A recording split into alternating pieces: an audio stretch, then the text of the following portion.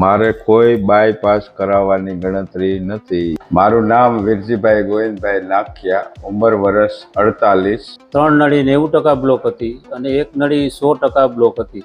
Attack બહુ major હતો.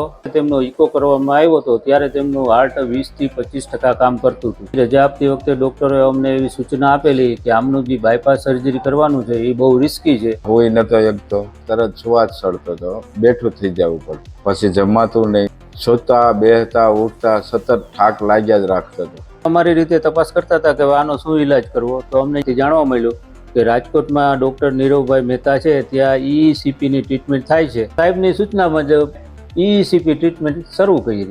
અને અત્યારે હાલ 36 દિવસની ટ્રીટમેન્ટ લીધા પછી હું 17 માળના દાદરા 16 મિનિટમાં ચડી જાઉં છું. કોઈ જાતનો શ્વાસ ચડતો નથી. આ રૂમમાંથી ઓલા રૂમમાં જાઉં તોય મને શ્વાસ ચડી જતો હતો. હવે હું 1 કલાક 5:30ની સ્પીડમાં હાલું છું તોય શ્વાસ ચડતો નથી. મારા મિત્રએ ડૉક્ટર નીરવભાઈ મહેતાની ક્લિનિક પર ECPની જે ટ્રીટમેન્ટ લીધી એ અમારા અનુભવ પછી અમને એવું લાગે છે કે કોઈને પણ જો બાયપાસ કીધું હોય ડૉક્ટરે અને રિસ્કી હોય, સ્ટેન્ડ મૂકી શકે તેમ ન હોય, તેઓએ એક વખત ડૉક્ટર નીરવ સાહેબ મહેતાને મળીને એનો અભિપ્રાય લઈને આમાં આ ટ્રીટમેન્ટ વિશે માહિતી મેળવવી જોઈએ. પછી જ આગળ કોઈ પણ નિર્ણય લ્યો તો એ હિતાવહ છે.